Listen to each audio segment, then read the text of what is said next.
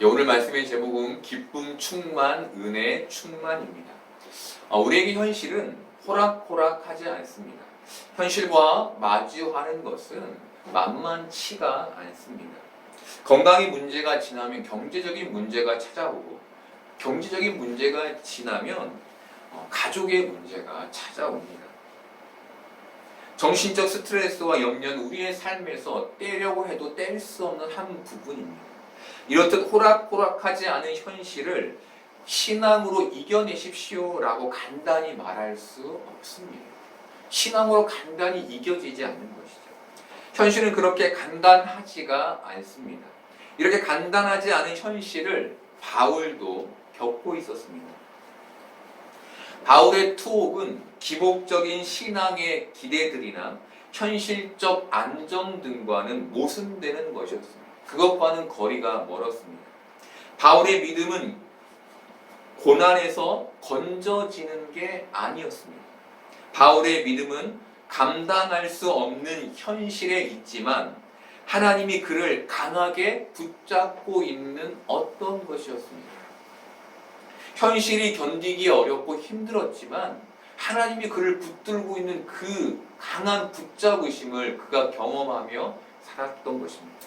그래서 바울은 자신이 처한 상황이 그가 전한 복음의 위대함과 승리라는 약속에 어떻게 연결되는지를 빌립보 교인들에게 답해야 했습니다. 여러분, 복음의 진보는 우리 안에서 어떻게 일어날까요? 우리 안에 복음을 더 깊이 믿고 복음의 삶을 살려고 하는 그 삶은 어떻게 더 진보되는 걸까요? 현실적인 보상으로 답이 되지 않는다는 것을 알 때 일어납니다. 급한 불을 끄듯 세상의 것들로 급한 고난을 면하고는 있지만 그것이 결국 영원한 답이 아니구나 라는 것을 알 때 복음의 진보가 우리 안에서 일어나기 시작하는 것입니다. 바울이 옥에 갇힌 것은 영원한 답 앞에서 작은 것에 지나지 않았습니다. 하지만 빌립보의 교인들에게 이 현실의 문제는 간단한 것이 아니었습니다. 복음이 과연 우리의 삶을 영원으로 인도할 만큼 위대한가? 그 복음이 이 현실에서 그런 능력이 있는가가 그들에게는 증명되어야 했습니다. 바울이 바로 이 부분을 설명하기 위해 형제들아 내가 당한 일이 도리어 복음 전파의 진전이 된 줄 너희가 알기를 원하노라 라고 편지한 것입니다. 너희가 보기에 내가 당한 일로 인해 복음 전파가 위축된 것 같지만 봐라, 그렇지 않다. 오히려 2배 이상의 전파가 이루어지지 않았느냐라고 말하는 것이죠. 바울이 옥에 갇히면서 빌립보 교회 안에는 분열이 일어났습니다. 바울의 갇힘은 그를 추종하는 무리와 그를 반대하는 무리로 교회를 나누어 버렸습니다. 바울은 자신으로 인해 교회가 두동강이 난 상황에서 그들에게 새로운 시선을 제시하고 싶었습니다. 그 말씀이 18절에 있습니다. 그러면 무엇이냐? 거칠애로 하나 참으로 하나 무슨 방도로 하든지 전파되는 것은 그리스도니 이로써 나는 기뻐하고 또한 기뻐하리라. 거칠애로 하나 참으로 하나 무슨 방법으로든 그리스도가 전파되는 것으로 나는 기쁘다는 것입니다. 거칠애로 했다는 것은 오직 자신의 욕심과 사리 사욕을 위해 복음을 전했다는 것입니다. 그들이 자기 확인을 위하여 복음으로 포장한 성공을 꿈꾸며 목회를 하고 전도를 했다는 것입니다. 이들은 올바른 모습은 아니었지만 거짓 교사처럼 복음을 왜곡시켜서 전하지는 않았습니다. 바울은 거짓 복음이 아닌 복음이 어떻게든 전파된 일로 기뻤습니다. 이것은 우리에게 아주 중요한 통찰을 줍니다. 그것은 바울이 옥에 갇히자 복음이 더욱 빛을 발했다는 것입니다. 그렇게 뛰어난 복음 전도자가 가려졌음에도 복음 전파의 일이 멈춰지지 않은 것입니다. 하나님이 하신 것입니다. 사람들은 교회에서 열심히 봉사하며 인정받고 싶어 합니다. 이런 시간이 길어지면 나 아니면 안 돼라는 생각이 마음 한 귀퉁이에서 생겨나기 시작합니다. 이것은 옳지 않은 생각입니다. 그런데 이런 마음을 그냥 놔두면 이 옳지 않은 마음이 우리의 마음 전부를 삼켜버립니다. 바울은 나 아니면 안 돼가 아니라 나 아니어도 하나님이 하시지의 마음을 가졌습니다. 그가 그 마음을 가질 수 있었던 것은 하나님이 그를 감옥에 가두어 버렸기 때문이었습니다. 빌립보 교인들에게는 그것이 너무나 신앙 안에서 힘든 상황이었지만 그것으로 인해 그들은 다시 한번 복음에 매진할 수 있게 된 것입니다. 하나님이 하신 것이죠. 여러분, 우리도 그래야 합니다. 이것이 바로 바른 신앙입니다. 그래서 신앙은 자랑할 게 하나도 없습니다. 그런데 간혹 자신의 신앙을 자랑하게 되는 경우가 있습니다. 사람들이 축혀 세워줄 때입니다. 박영석 목사님은 그의 책에서 자랑은 모든 사람에게 꺼내 놓을 수 있는 어떤 공통적인 가치 때문에 나온다라고 말씀하셨습니다. 교회에서 자랑거리는 무엇일까요? 사람이 늘어나는 것입니다. 우리가 부흥이라고 부르는 양적 성장입니다. 이것이 공통적인 교회의 가치입니다. 저는 첫 사역지에서 중고등부를 담당했었고 나머지 세 사역지에서는 청년부를 담당했습니다. 감사하게도 내 교회 모두에서 양적 성장을 거뒀습니다. 하나님이 하신 것입니다. 그런데 사람들은 저에게 와서 양적 성장에 대한 대칭찬해 줬습니다. 저를 축혀 세웠습니다. 그 칭찬은 제 안에서 예수님의 자리를 빼앗아 갔습니다. 그 자리에 예수님은 없고 복음을 훌륭히 전해서 양적 성장을 이룬 제가 있었습니다. 이 마음은 너무 교묘해서 겸손함을 가장하게 만들었습니다. 저는 머리로는 하나님이 하셨다는 것을 알고 있었습니다. 하지만 입으로는 하나님이 하셨다고 말했습니다. 하지만 마음으로는 내 능력과 내 수고가 있었음을 놓지 못하고 있었습니다. 여러분, 우리의 모든 헌신과 열정은 값집니다. 그것을 무시하는 것이 아닙니다. 하지만 이것을 신앙 안으로 가지고 들어오면 주께서 하신 일만 있습니다. 바울은 이것을 본 것입니다. 바울은 자신이 감옥에 갇혀 있지만 복음의 전파가 이루어지는 것을 보며 하나님이 하시는구나 라는 것을 알게 된 것입니다. 그것은 바울의 눈에 하나님만이 하실 수 있는 일이었습니다. 내가 복음의 주체가 아니라 하나님이 복음의 주체이시구나 라는 깨달음을 받게 된 거죠. 그래서 그들이 서로 다투고 시기하고 적대하였지만 하나님이 복음의 전파를 이루시고 계신다 라는 말을 그들에게 할 수 있었던 것입니다. 너희도 이제 그 시각으로 교회를 바라보라고 말하고 있는 것이죠. 지구는 공정과 자전을 합니다. 바다는 땅의 경계를 넘어오지 못합니다. 자연은 스스로 순환하고 스스로 자정합니다. 이 모든 법칙은 인간이 만든 것이 아닙니다. 하나님께서 만드신 것입니다. 마찬가지입니다. 최고의 복음 전도자였던 바울이 옥에 갇힌 열악한 상황에서도 복음이 전파된 것은 하나님의 이루심이었습니다.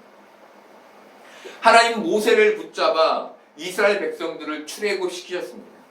모세는 평생 그것을 잊지 않았고 하나님은 그 모세를 세상에서 가장 온유한 자라고 말씀하셨습니다. 중요한 포인트가 있습니다. 모세가 하나님께 붙잡혔다는 사실을, 자기가 주체가 아니라 하나님이 주인이라는 사실을 잊지 않았다는 것입니다. 그것을 하나님께서 온유하다라고 말씀하신 것이죠. 바울 역시 그랬습니다. 바울도 그리스도에게 붙잡혀 있었습니다. 바울은 그것을 알았고 자신을 그리스도의 도구로 여겼습니다. 이것이 바울이 가진 시선이었습니다. 많은 사람들이 세상에서 주체가 되고 싶어 합니다. 자신이 주목받고 인정받고 싶어 합니다. 스포트라이트를 받으며 신앙생활을 하고 싶어 합니다. 모두들 그 인정에 굶주려 있습니다. 그런데 기독교인인 우리는 내가 주체가 되는 삶이 아닌 그리스도가 주체가 되는 삶, 나로 인해 그리스도가 주목받는 삶, 그리스도의 도구가 되는 삶을 살아야 하는 것입니다. 우리가 이것을 잊어서는 안 되는 것입니다. 이것이 우리가 하나님을 바라봐야 될 시선이며 그리스도인이 가져야 될 삶인 것입니다. 그런데 너무나 많은 사람들이 이 시선에서 벗어나 있습니다. 교회에 와서 앉아있지만 교회에서조차 자신이 주체가 되어 인정을 받고 사랑을 받으며 그렇게 신앙생활을 하고 싶어합니다. 신앙을, 나의 이 헌신을 신앙에까지 가지고 들어오지 못하는 것이죠. 바울은 그것은 잘못된 신앙이라고 말합니다. 오직 하나님께 붙잡힌 바 된, 그리스도께 붙잡힌 바 된 모습이 그리스도의 삶이 되는 것. 이것이 우리의 삶이 되기를 바랍니다. 그렇다면 바울은 어떻게 이런 믿음을 가질 수 있었을까요? 그것은 바울의 삶의 목적이 그리스도였기 때문이었습니다. 그의 삶의 목적은 오직 그리스도가 전파되는 것이었습니다. 사실 바울의 삶의 목적을 들을 때 우리는 괴리감을 느끼죠. 왜입니까? 우리는 살아내야 할 삶과 책임져야 할 현실적인 문제들을 많이 갖고 있다고 생각하기 때문입니다. 하지만 바울도 현실 안에서는 예외가 아니었습니다. 바울도 매를 맞으면 아팠고 죽음 앞에서 두려워했으며 경제적인 어려움도 겪었습니다. 바울이 이런 것들을 가볍게 여길 수 있었던 것은 이 모든 현실적인 문제를 복음과 통합시켰기 때문이었습니다. 그가 그리스도를 목적 삼아 살았기 때문이었습니다. 삶의 목적을 자아 성취에 두지 않고 그리스도에게 둔 것입니다. 저는 가끔 저의 청년 시절을 생각하며 저의 마음을 다잡습니다. 저는 청년 시절에 오직 그리스도를 전하기 위해 생각하고 말하고 먹고 마셨습니다. 그게 제 삶의 전부였습니다. 여러분 앞에서 당당하게 말할 수 있을 정도로 그렇게 살았습니다. 그런데 지금은 제 마음이 복잡합니다. 책임져야 할 여러 일들에 대한 고민들이 있습니다. 물론 그때와 지금이 똑같은 상황이 아니기 때문에 똑같이 비교할 수는 없습니다. 현실이 달라져 있습니다. 하지만 저는 여전히 그리스도를 전하는 삶과 현실을 통합해야 한다고 믿습니다. 그것이 제 삶이 되어야 한다고 믿습니다. 왜냐하면 그때가 제 삶이 가장 풍성했던 시기였기 때문입니다. 여러분, 왜 우리가 불행하다고 느끼는 걸까요? 왜 우리가 불평을 일삼게 되는 것일까요? 우리의 삶과 복음을 전하는 삶, 그리스도를 목적하는 삶이 통합되어 있지 않기 때문입니다. 그 통합으로 인해서 우리가 풍성했던 경험들을 많이 잃어버렸기 때문입니다. 여러분, 그리스도를 삶의 목적 삼아도 현실의 문제는 사라지지 않습니다. 하지만 그리스도를 삶의 목적 삼을 때 우리는 세상의 고난을 넉넉히 이길 수 있는 힘을 얻게 됩니다. 하나님이 우리에게 부어주시는 은혜로 인하여 이 땅의 일들을 넉넉히 바라보게 되는 것이죠. 오늘 바울이 그 모습을 감옥 안에서 우리에게 보여주고 있는 것입니다. 조급하지 않습니다. 넉넉합니다. 환경에 영향을 받지만 흔들리지 않습니다. 그것이 바울의 모습이었고 그것이 빌립보 교회의 모습이 되기를, 또 우리의 모습이 되기를 바울이 우리에게 신앙 안에서 요청하고 있는 것입니다. 그렇다면 그리스도를 삶의 목적 삼는 것은 어떤 걸까요? 가정과 직장 그리고 교회에 그리스도를 전파할 수 있는 방법을 고민하는 것입니다. 나의 자녀에게, 나의 아내와 남편에게, 그 직장의 동료와 교회 교인들에게 어떻게 그리스도를 증거할까? 어떻게 그리스도의 사랑을 전할까를 고민하는 것. 이것이 그리스도를 목적 삼은 사람의 모습인 것입니다. 오래전에 사랑의 교회에서 했던 성경 공부 책자에서 그 교회 집사님이 말씀을 적용한 사례를 보게 되었습니다. 그 내용이 이렇습니다. 내일은 점심을 먹지 못한, 성경 공부가 있는 날입니다. 내일은 점심을 먹지 못한 지체들을 위해 김밥을 싸서 드림으로 그리스도의 사랑을 실천해야겠다. 이게 이 집사님이 그리스도의 은혜와 사랑을 나누기 위해 고민해서 생각해낸 방법이었습니다. 여러분, 이분은 내일 성경 공부가 끝나고 내가 어떻게 그리스도의 사랑을 저 사람들에게 나누고 베풀까를 고민했습니다. 여러분, 받았으니까 돌려주는 게 아닙니다. 대부분의 사람들이 받았으니까 돌려줘야 한다는 문화 속에 삽니다. 그렇죠. 우리 다 그렇게 살고 있지 않습니까? 그런데 우리 그리스도인들은 그리스도의 사랑을 사람들에게 나누는 적극적인 삶을 살아야 하는 것입니다. 이것이 그리스도를 목적 삼은 사람들의 모습인 것입니다. 이러기 위해서 그리스도의 사랑을 어떻게 나눌 수 있을지를 고민해야 하는 것입니다. 여러분들은 이 자리에 나오면서 그런 고민을 하십니까? 내가 여기에 앉아서 사람들에게 어떻게 그리스도의 사랑을 나눌까에 대해 고민하십니까? 여러분, 그 고민은 믿음을 가진 그리스도를 목적 삼은 모든 그리스도인들이 가져야 할 마음입니다.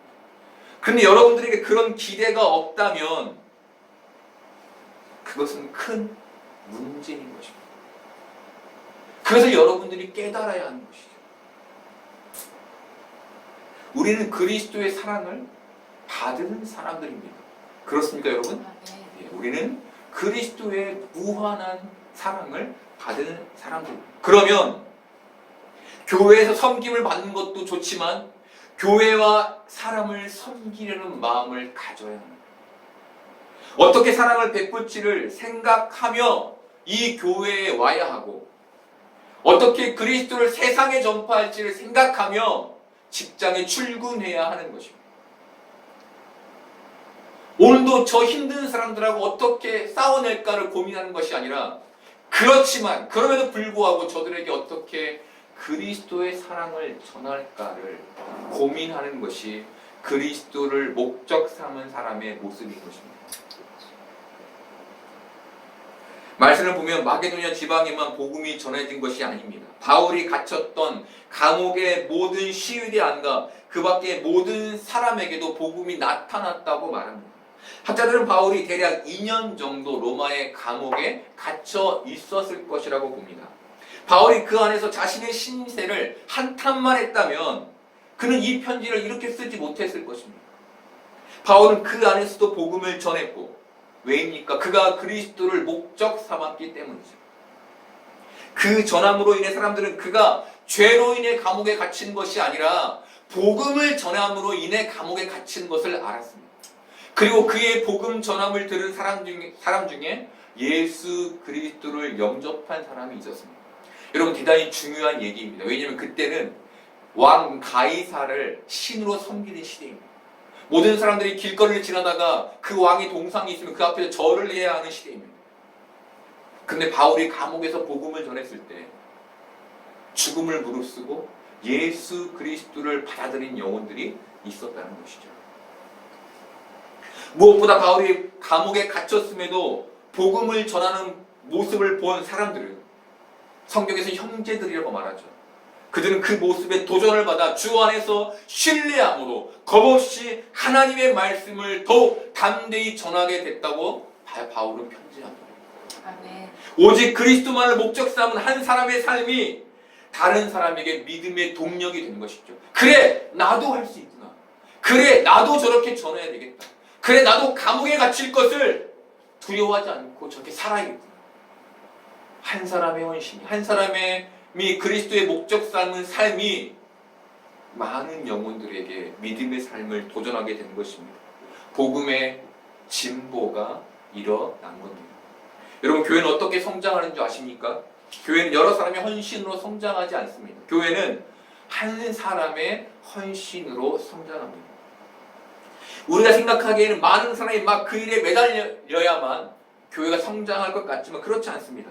한 사람의 귀한 헌신에 다른 사람들이 도전을 받아 변화함으로 교회는 성장하는 것입니다. 아동부와 중등부 수련회를 잘 마쳤습니다. 고상의 전도사님이 아이들을 데리고 보성에서 3박 4일 그리고 나주에서 1박 2일의 일정을 마쳤습니다. 다녀온 이런저런 얘기를 듣는데 아이들이 많이 행복해했고 또 복음에 반응했다는 얘기들을 들었습니다. 그 중에 가장 인상 깊었던 것은 보성에서 새 청년의 귀한 헌신으로 수련회가 더 풍성해졌다는 얘기였습니다. 수련회를 돕기 위해 참석한 모든 사람이 기도하며 헌신했을 것입니다. 틀림없는 사실입니다. 하지만 그리스도를 사랑하는 마음과 학생들에게 복음이 전해지기를 바라는 간절한 마음으로 땀 흘리며 고생한 사람의 수고가 있었기 때문에 수련회는 더욱 풍성해질 수 있었다고 저는 생각했습니다. 마찬가지입니다. 여러분의 삶의 목적을 그리스도 삼고 그 목적에 여러분의 삶을 투신할 때 사람들은 그 믿음에 도전을 받고 믿음을 더욱 견고히 하게 되는 것입니다. 여러분, 불평과 불만은 나약한 얘기입니다. 하지 말라는 얘기가 아닙니다. 할 수 있습니다. 하지만 내 삶에 그것이 주류가 되면 안 되는 것이죠. 내 삶에 믿음의 도전과 믿음의 삶이 주류가 되어야 하는 것입니다. 박영성 목사님은 훌륭한 교회는 성도들 각자가 자신의 신앙생활을 얼마만큼 책임있게 하느냐 하는 것에 있다고 말씀하셨습니다. 교회의 훌륭함이 얼마나 그리스도를 목적 삼아 사느냐에 있다는 얘기였습니다. 여러분은 그리스도를 목적 삼아 살고 있습니까? 혹시 신앙은 신앙이고 현실은 현실이지라고 체념하며 살고 있지 않습니까? 그렇게 복음과 현실을 통합시키지 못한 채 시간이 흘러가는 대로 이 땅을 살고 있지 않습니까? 여러분이 다시 그리스도를 목적 삼기를 바랍니다.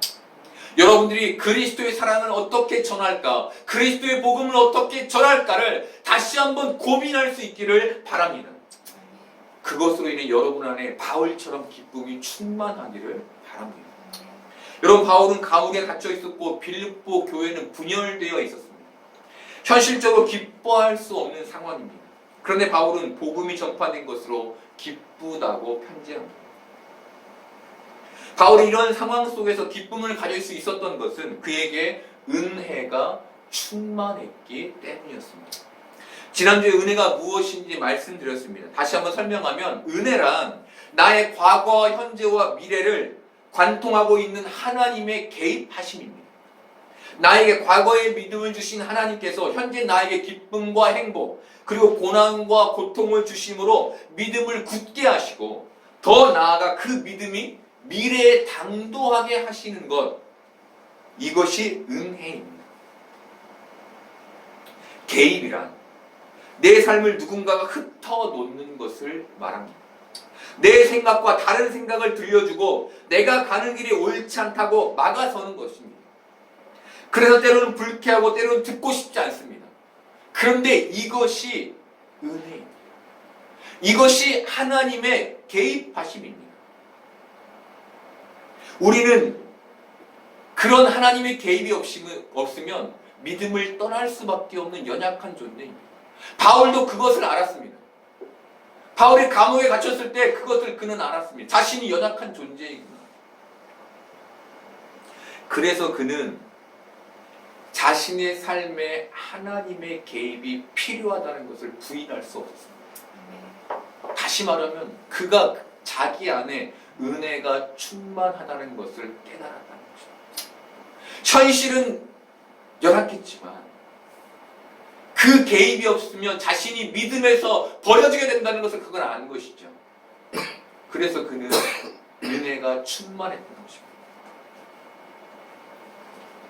바울에게 은혜는 기복적인 신앙의 열매나 현실의 안정에 있지 않았습니다. 만약에 그에게 그것이 믿음이었다면 그는 굳이 감옥에 갈 일이 없었을 것입니다. 굳이 매맞을 필요가 없었을 것입니다. 그에게 은혜는 그런 것이 아니었습니다. 그에게 이런 기복적인 것은 시시한 것이었습니다.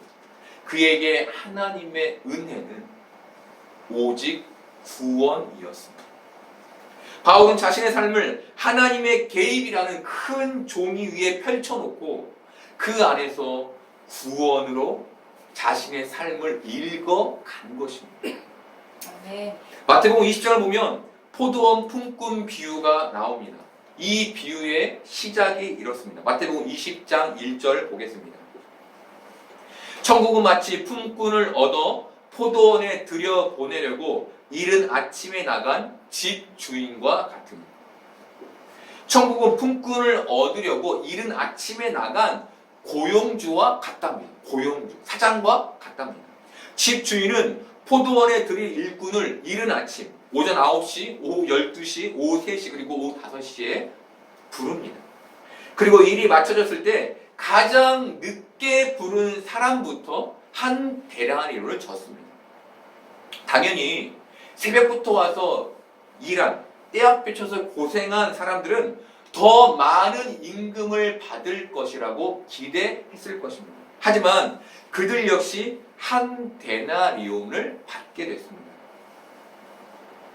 여러분, 고용주는 왜 삭을 일한 만큼 주지 않고 똑같이 줬을까요? 다시 질문하면 천국은 삭을 왜 일한 만큼 주지 않고 똑같이 준 걸까요?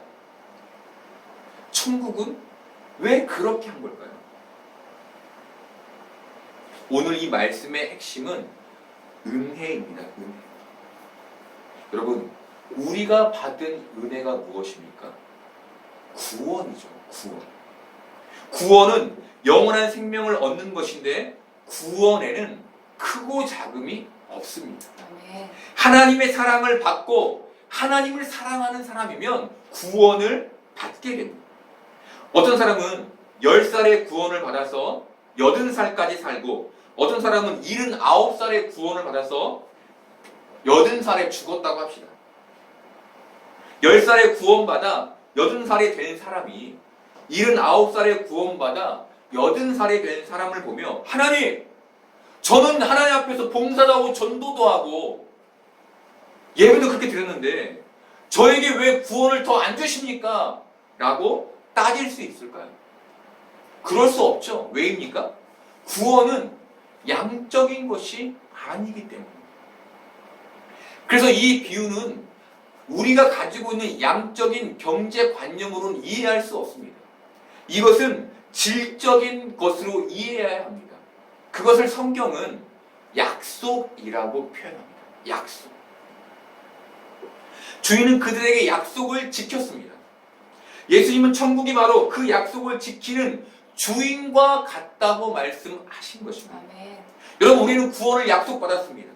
그래서 우리는 내가 더 오래 믿었는데 왜 내게 더 복을 안 주십니까? 라고 따질 수 없는 것입니다. 그것이 불평하고 따질 수 있는 문제가 아닌 것이죠. 저 사람은 인생을 즐기다가 80살이 되어 믿음을 가져도 좋겠다라고 생각하는 것은 어리석은 것입니다. 구원을 모르는 것입니다. 여러분, 일찍 구원받은 것이 왜 감사합니까?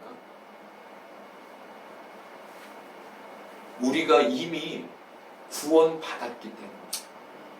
포도원 품꾼 비유를 보면 한 데나리온에 새벽에 일을 하기 시작한 사람은 열심히 포도원에서 일합니다.